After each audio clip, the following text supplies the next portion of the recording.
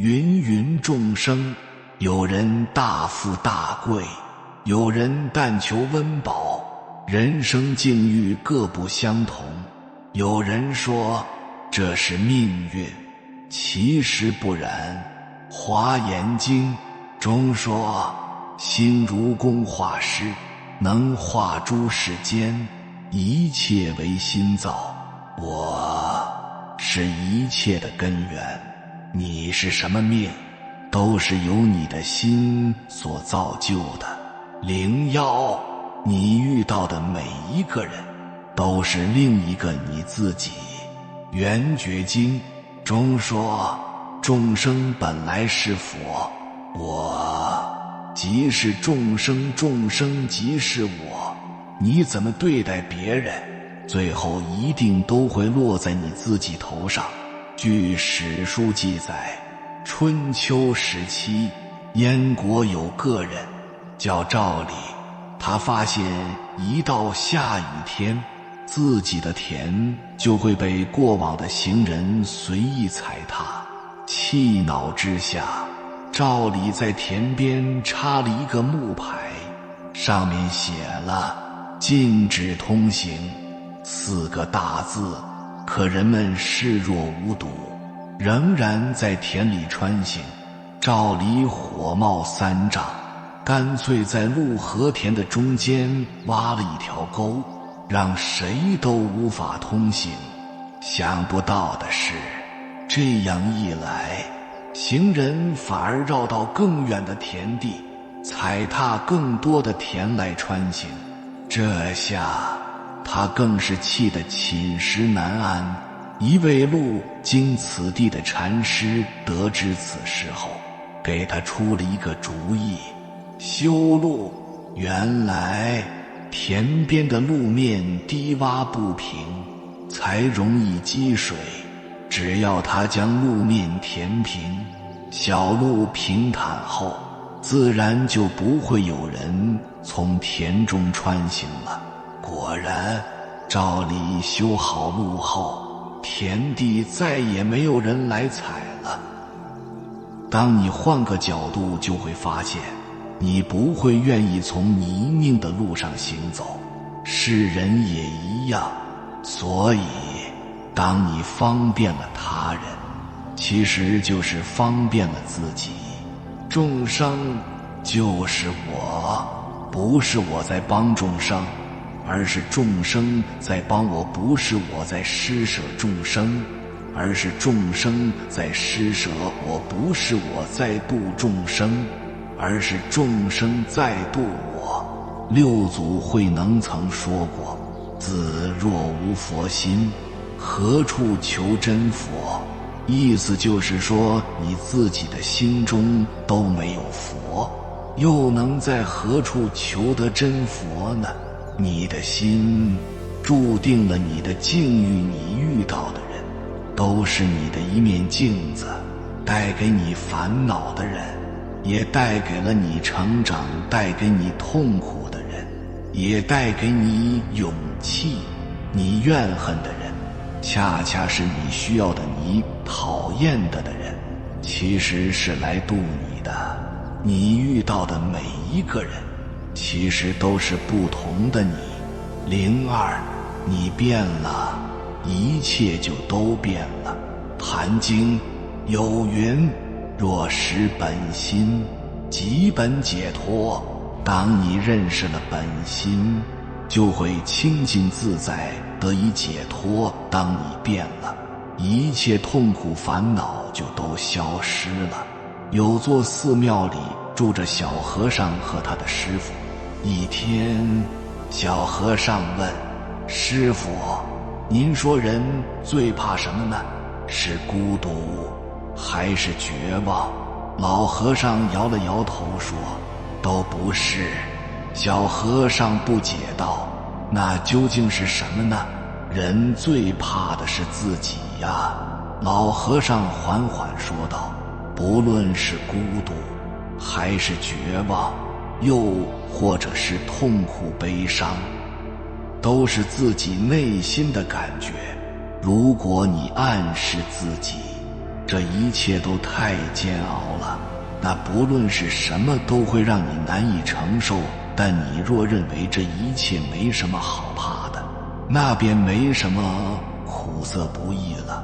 小和尚点点头，若有所思。使你害怕的，其实都只是想法摆在你眼前的，不过都是虚幻。你自己是所有感受的来源，你变了，那一切就都变了。经云：心迷法华转，心物转法华。你创造出了你的世界，你的心带给了你一切。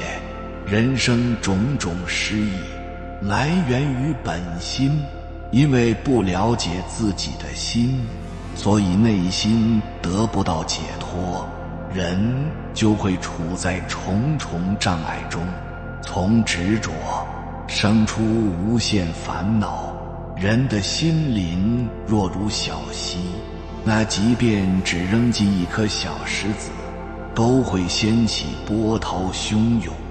做人要时常关照自己的内心，心清净了，人才会生出智慧，远离痛苦心清净了，生活才会美好和顺。03，我是一切的根源。金刚经告诉我们，凡有所相，皆是虚妄。我们看到的一切都是由我们内心产生的虚妄。佛经中记载了这样一则故事，有个比丘修行多年不得要领，就去请教心明禅师。心明禅师带着他来到一堆篝火旁，突然抬手将他推进火堆。比丘本能之下急忙跳出火堆，将身上的火星拍灭，正要发怒时，心明禅师却早已走到一座石桥上。比丘好不容易追赶上，竟又被心明禅师一把扔进桥下的河水里。比丘奋力游水，终于攀爬上岸。没等他开口，心明禅师就喝问道：你这回可有彻悟？这位比丘一听，茅塞顿开，终于小有所成。他就是通一禅师。人在危难中，天地神佛无人能替，唯有自己来救自己。释迦牟尼佛出来人间的第一句话就是：天上天下唯我独尊。这个我不是佛陀，而是每一个众生的我。我们都是自己命运的主宰，我就是一切的根源。佛门讲究修心，就是因为你的心决定了你的境界，你的境界决定了你的命运。所以佛家常说，境由心转，命由己造。心态不同，业力不一，果报有异。不会游泳，只换泳池，永远没有用不愿运动。整日吃药保健，依旧于事无补，不懂珍惜。爱人陪伴在酒中成浮云，你成就了你的世界，你的福报就在你自己的身上。一念天堂，一念地狱，你的心是什么样子，人生就是什么样子。网上有个提问，有没有一种方法能最大限度降低人生出错的可能性？一个高赞的回答说，学会自省。自省是成长的开始，也是成就人生的良方。自省就像照镜子，能把一个人的成败与得失都照得透亮。为人处事，如果只盯着别人的过错，就很难看清自身的问题。只有懂得常思己过，才能知己短，补不足。古话说，行有不得，反求诸己。自省就是给自己一个机会，以旁观者的身份去思考问题，实现突破。当一个人懂得自省，他就会明白，多一些扪心自问，就会少一些推诿纷争；多一些关心自省，就会少一些踟蹰不前。我们讲修身为本，到底修什么？孔子、朱熹说人要自省，自省什么？老子讲知人者智，知己者明。那何谓知人？何谓知己呢？我们教育孩子要学做人，做好人，要活得有意义，要热爱人生。那么到底人是什么？人生是什么？关于人的含义，会发现有太多种解释。人是高级动物，人可以从生物、精神和文化等各方面来定义等等，但感觉解释太过笼统，实际上几乎是没有结论。但我还是想弄清楚，人到底是什么？我想到一种方法，我们在研究什么东西是什么时，可以通过说明这个东西包含什么要素来说明。这种要素说明法的基本规则是，总结的要素要全面，没有重大遗漏，相互之间原则上不交叉，可并列。我们明白了一个东西是由什么要素构成，也就明白了这个东西是什么了。因此，研究人是什么这个基本问题，可以从研究人包括哪些要素入手。人包括哪些要素呢？墨学认为，人由7个要素构成：身、受、想、行、识、静、识。对佛教或心经熟悉的人会说，前面5个就是心经里说的5蕴。心经开头几句话说，观自在菩萨行深般若波罗蜜多时，照见5蕴皆空，度一切苦厄。舍利子，色不异空，空不异色，色即是空，空即是色。受想行识，亦复如是。5蕴理论即人由色、受、想、行15个方面构成的理论，是目前看到的关于人的构成要素方面的最系统的总结。因此直接引用了5蕴作为5要素，增加了静、识，从而提出人生7要素。但对前5个要素的具体解释上，与一些常见解释5蕴的观点亦存在差异。接下来的内容无任何宗教信仰倾向，只想以常规的逻辑来分析、研究、理解人到底包括哪些要素，从而理解人生是什么。说明一下，人和人生从字面或基本概念角度看起来是2个概念，但我认为实际上不存在绝对静态的人。人活着就是人生，人就是人生，人生就是人。1. 人生7要素详解。人生由7个要素构成：身、受、想、行、识、静、实各要素基本含义如下。1.1 身体指人的血肉之躯，身体要素的分析既包括某一时点的身体之状况，也包括人从生到死的身体变化过程，以及维持身体健康和应对身体生病衰老的情况。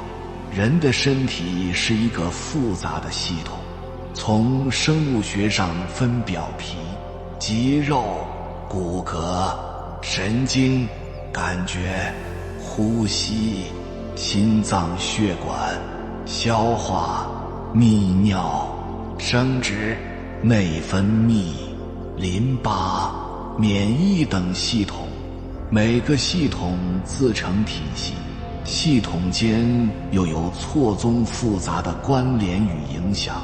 从身体的部位分，可分头部、躯干和四肢。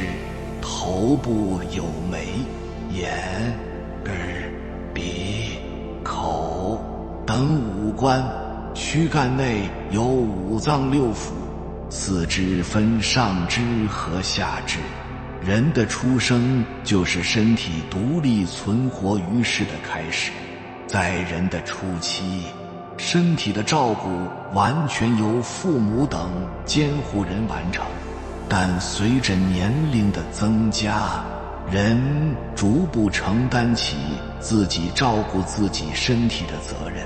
人身体的大部分系统都是一次性的，一旦受到损伤将难以恢复，其中一些关键系统的受伤、损害可能直接导致人的死亡。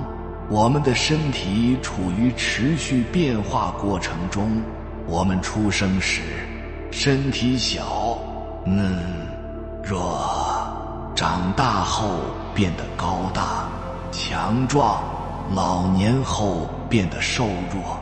在任何时刻，我们也可能因为意外、生病等等原因，身体发生变化。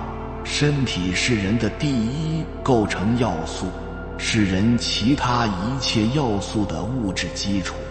身体的重大变化也将会影响其他6要素的重要变化。2.2 感受是人心灵内在的感觉，感受可以分为情绪、情感、态度和性格。情绪如欢喜、愤怒、忧虑、思念、悲伤、恐惧、惊愕等；情感如爱、恨、美、丑、嫉妒、羡慕等；态度是人对自己及其他对象的情绪和情感反应，如自爱、自卑、尊敬、热爱、蔑视、同情、冷漠、喜欢、厌恶等。相对固化稳定的情绪、情感和态度即为性格。感受是人生意义的最直接表达。我们讲人生要快乐、要幸福，都是指人的感受。人经过长期的情绪、情感和态度的感受过程而形成的相对稳定的性格，对人的一生有十分重要的影响。无论刚出生的小孩还是临死的老人，都会有丰富的情绪与情感。人的感受也是处于持续发展变化的过程中。我们从小时候无忧无虑、自然喜乐，到逐步理解喜怒哀乐、爱恨情仇，到逐步理解自己与他人的感受，到逐步理解家国情怀、人间冷暖。这是我们的感受之变化，不仅是从小孩到老人的感受会变，即使是一天时间之内，人的感受也可能发生非常大的变化。2.3 思想只被个人所接受，影响自己言行与感受的思想观念、目标、希望、信念、原则、经验、方法等。思想是人的有意识言行的内在依据。人的思想包括对各个方面的思想，每一个方面都需要经历由接近空白到有不成熟的模糊思想，到逐步完善成熟的过程。但各个方面发展过程不同步，有的很成熟，有的方面不成熟，甚至是接近空白。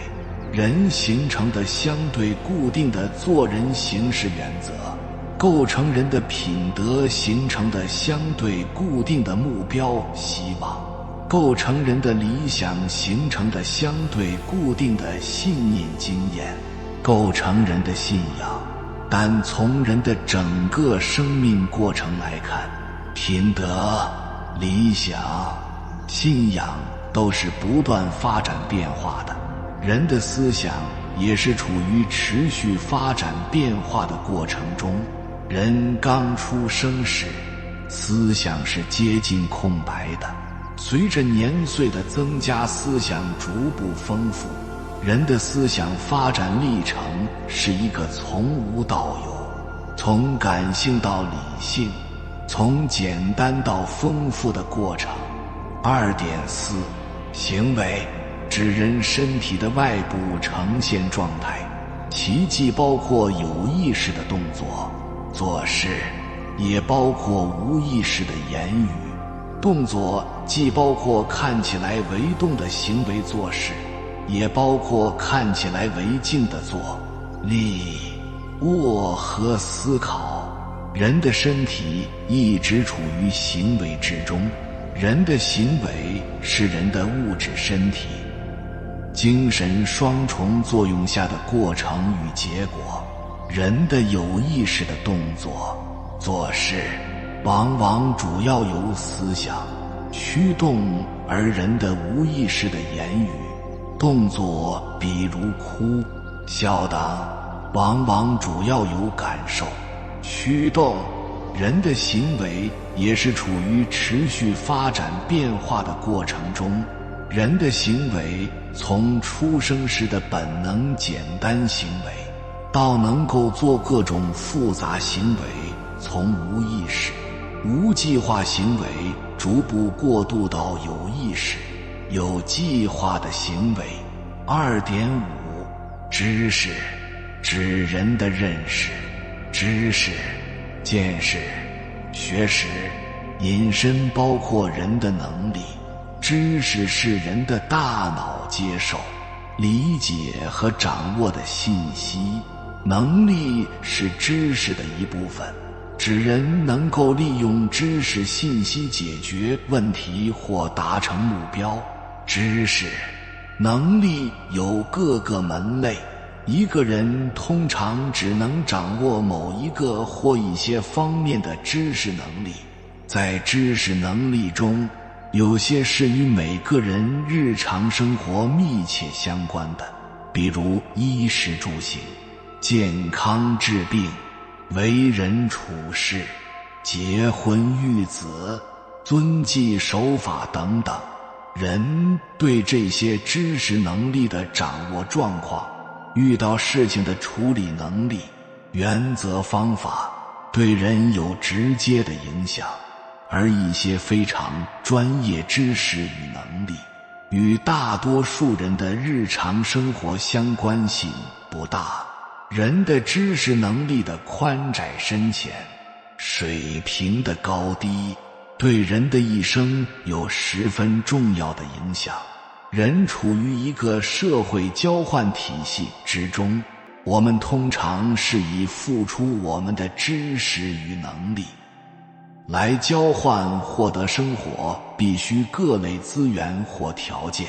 人的知识能力也是经历从无到有、从少到多，从简单到复杂，处于持续发展变化的过程中。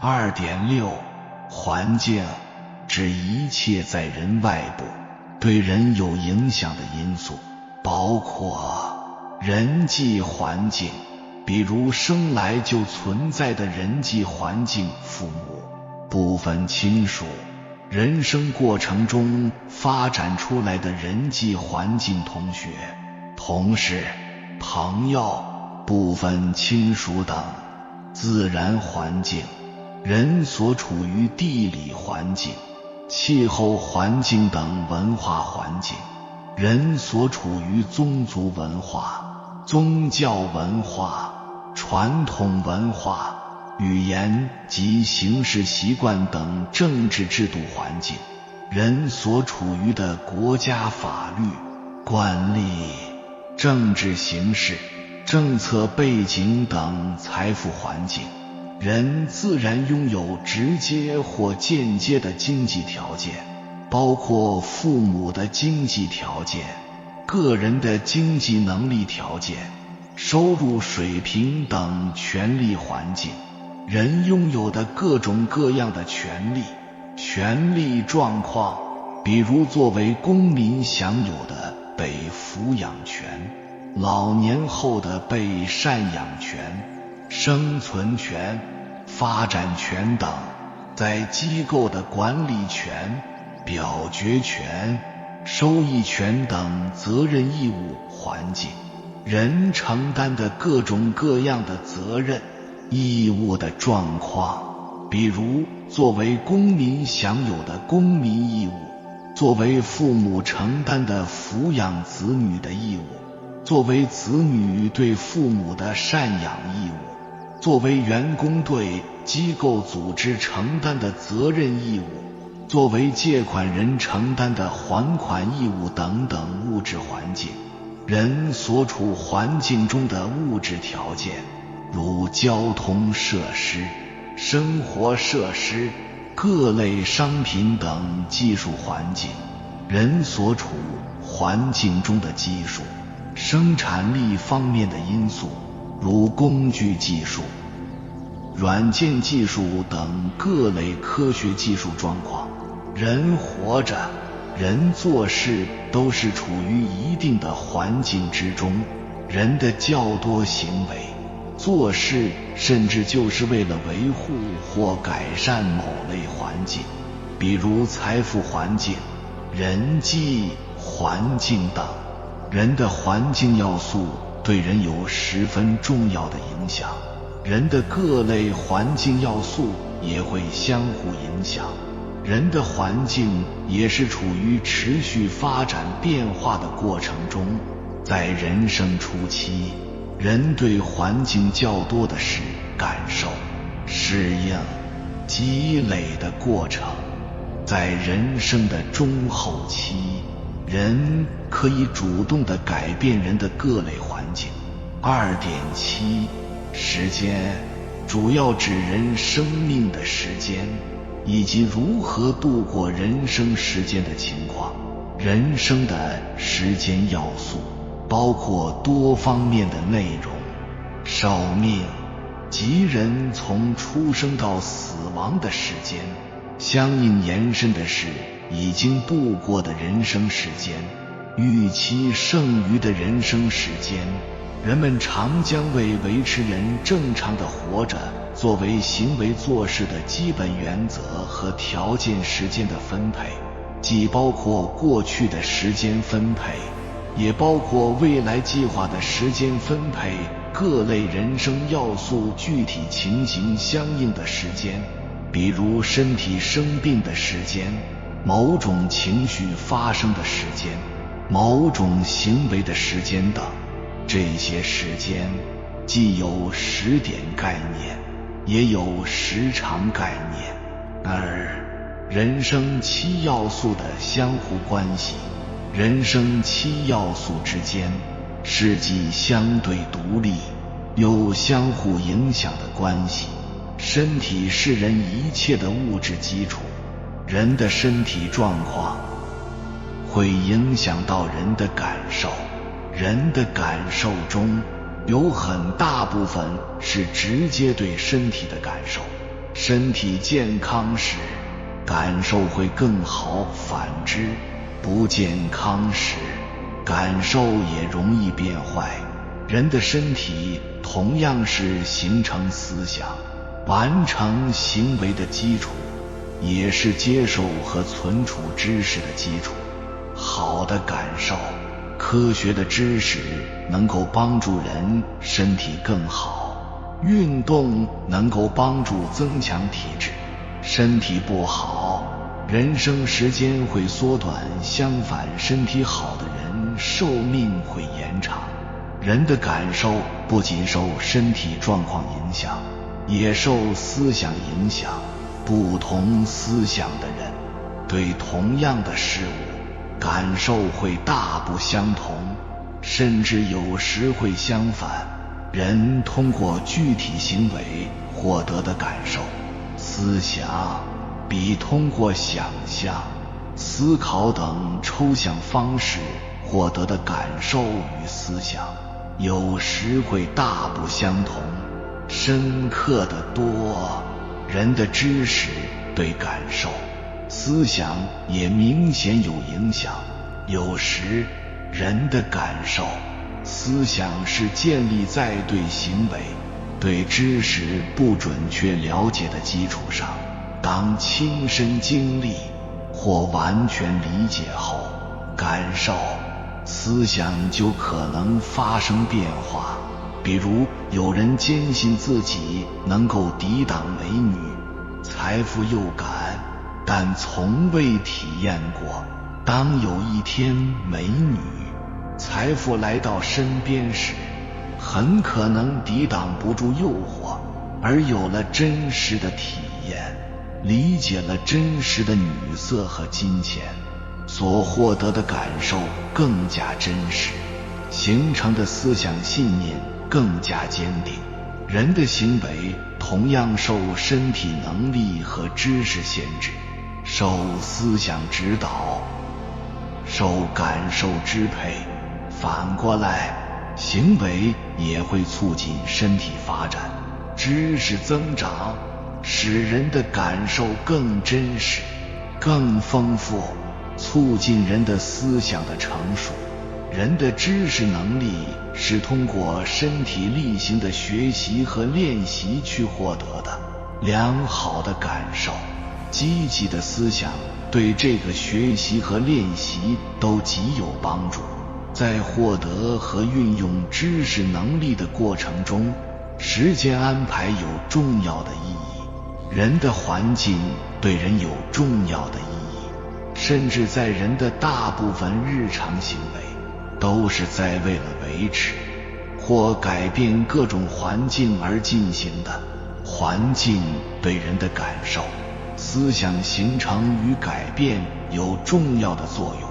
环境的变化有时会导致人的感受与思想的变化。时间要素与身体要素并列为人的两个最基本的要素。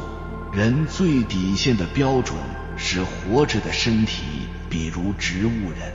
时间要素是人的几乎所有其他要素的一个基本维度，比如人都有健康与生病，但时间比例不同。长期健康与长期生病的人，身体是完全不同的人都有喜怒哀乐，但时间比例不同，人的整体感受则完全不同。3. 人生7要素模型。如果用一张图来描述人生7要素，建立一个模型，那么这张图并不是一个七面体，而是包围在环境之中，运行在时间跑道上一个四面体，体为身体，4个面为受、想、行、识、思。理解人生7要素的意义。4.1 人生7要素为我们修身自省提供了方向与方法，无数的要求上进人士，通过读书问道、修行修身、打坐念经、文字记录等方式来反省自己，求解为人做事之道。但不同的人方法不同，内容不同，若将各种方法陈列比较，差异巨大。简单的只有一个动作或一句话，复杂的无比复杂，绝大多数并无理论上的逻辑依据，或者只能解决一个方面的问题，效果也无从说清。人生7要素涵盖了人生的全部内容，通过反复体验、检查、醒悟、总结和规划自己在人生7要素每个方面的情况，人就能够走向成熟、圆满。这是一种有效的修身方法，用这种方法来修身自省。常问自己的问题有如：我的身体是否健康？我在身体健康方面做了什么？有哪些该做没有做或做得不好的地方？我近来情绪状况如何？我近来有哪些重要的情感体验？我总结我自己的性格是什么？我过得幸福吗？我对自己感受方面的体验与认识，与外人对我的反馈是否一致？可能原因是什么？我的近期目标是什么？我有什么理想？我为人做事的原则有哪些？我最相信什么理念？相信什么人？相信什么方法？我怎么总结自己的品德？我最需要努力改善的是什么？我对自己思想方面的认识，与外人对我的反馈是否一致？可能原因是什么？我近期主要在做什么事情？我有没有哪些重要方面有事情一直没有做？我做事是否有计划？计划是否能够达成？我主要掌握的知识和能力有哪些？我近期在知识、认识、能力等方面有什么进步？我的人际、财富、权力等方面近期有什么变化？有什么问题？我要不要在自然、文化、制度等环境方面主动选择做些变化？我的人生时间状况如何？我是否在很好的使用我的人生时间？分配是否恰当？我是否绝大多数时间都感受良好？等等。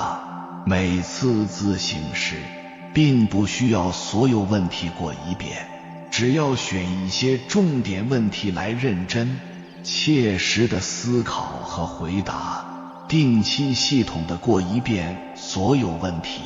在这样的自省过程中，人生就会逐渐成熟，逐渐光明圆满。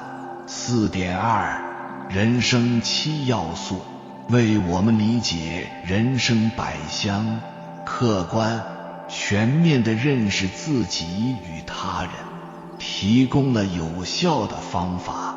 理解了人生7要素，能够帮助我们解读各种人生现象。我们看人往往会注意其突出的方面，容易以突出方面来代表这个人。比如博士毕业的人，人们会称某博士。但从人生7要素角度理解，某博士只代表其在某专业方面的知识和能力有较高的水平，在其他如身体、感受、思想、行为，除本专业以外的知识与能力，各类环境、时间等等方面都是未知、有的状况甚至很一般。一些普通百姓有时会想，要有一天当上大官或发了大财，那会多么幸福。可其实不然，不难看到不少高官或巨富人士，或品德不高，或性情不好，甚至生活并不幸福。高官、巨富从人生角度只是人生7要素中环境要素的2个方面的具体情况，而品德属于人生7要素中的思想，性情、幸福属于人生7要素中的感受，其有相互影响，却不必然关联。我们赞赏好人，尊敬高级人才，却接受不了好人。高级人才发大脾气，情绪失控。曾经报道过的没坐上地铁拿脚踢门的博士，被普遍指责为品德不端，而事实很可能不是这样。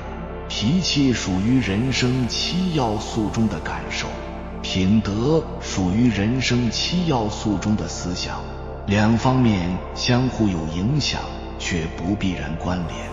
脾气很大不一定品德不高，当然脾气很好的人却不一定是好人。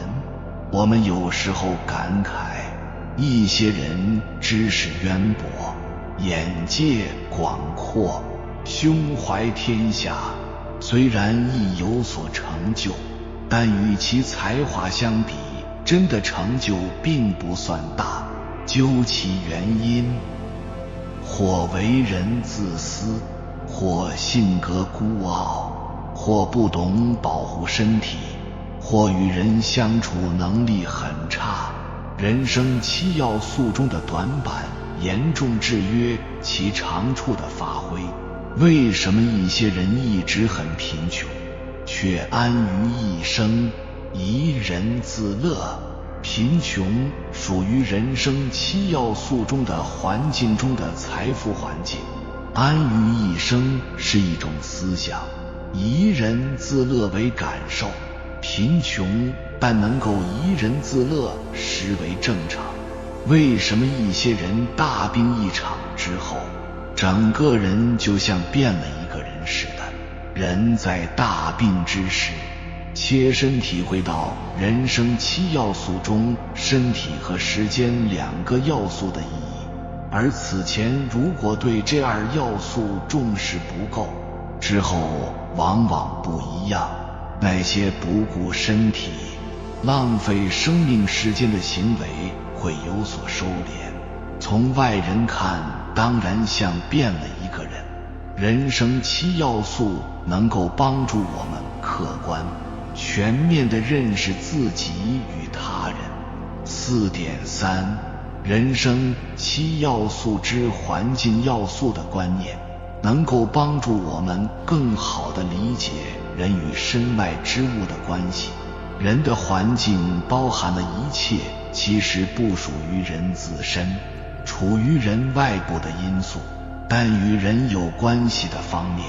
人的大部分日常行为都是在为了维持或改变各种环境而进行的，所以很多人会有误解，将人的环境目标当作人生的全部目标，而忽视了人在身体、感受、思想方面的目标，比如财富、权力、名誉都是人生环境方面的内容。但很多人当做了全部，放到了人生的至高地位，其结果即使用了财富、权力、名誉、身体、感受等方面，却并不理想，人生还是不幸福、不圆满。人生7要素之环境要素的观念，在常说的钱财、名利均为身外之物，儿孙自有儿孙福，人各有志，等俗语中均有体现。这种观念的建立，能够使人更加理性地处理自己的人生七要素之间的关系，区分身内之物与身外之物，更加客观理性地处理各类事情。4.4 人生七要素是针对具体个体而言的，这种主体观念能够帮助我们理解人际关系，在有界限、有分寸的原则基础上构建和谐的人际关系。我们具体使用人生七要素方法来分析自己或他人时，都实际上有主体概念。比如，为了完善我们自己的人生，我们经常反省自己，这个主体当然指自己，即所有的7个要素都是我的7个要素。当我们为了更好地与人相处，或者为了教育孩子，我们也分析其他人，那就是从他人的角度来分析其7个要素的情况。对同样的事物，不同人的感受、思想、行为都是不完全相同的，有时会差别很大，甚至对同一个知识概念，不同人的理解有时都会不同。俗话说，我知熊掌，你知毒药。每个人的7要素都是从自己角度的理解，而对他人的7要素的理解都只是我的10。这种认识并不一定与他人自己理解的7要素情况完全一致，但这种思考方法在与人相处、教育孩子等方面极有意义。当我的10中能够理解他人的各个要素，就能够急人所急，想人所想，忧人所忧，痛人所痛。那我们对人的认识，我们人际交往的能力及状况就达到一个新境界了。修身，你的人生才会有长度。俗语说得好，越是成熟的稻穗，越懂得弯腰。同理，越是有魅力的人，越懂得谦卑。谦卑让你举手看人，发现别人的优点，从而采纳之；谦卑让你低眉看自己，发现自己不足，从而完善之。这就是所谓的取其之长，补以之短，这就是修身。人生长度并非生命长短，而是指人生道路的长短。如果你走错了路，甚至误入歧途，即使寿比南山，也是空活100岁，因为你忘了初心，背离了人性，因为你选择的道路是一条不归路，必将走入死胡同，也必将寸步难行。佛说，苦海无边，回头是岸。走错了路不怕，怕的是错了还不知回头。有缘人，感谢你看到最后。如果今天的影片对你有所帮助，请按个赞给我响应，回复一句自知以修身。先去了解自己，了解自己的缺点和不足，才能更好地去补自己之短。修善己身，多去爱护自己，爱惜自己，不要把太多的时间浪费在别人身上。愿你繁华中自律，安静处自省，低谷时自强，自省自悟，做最好的自己。还没有订阅频道的，请点击右侧的订阅按钮。与我们建立更深的连接。随缘加入会员，与同频之人共修福报，随喜转发，传播善知识，功德无量。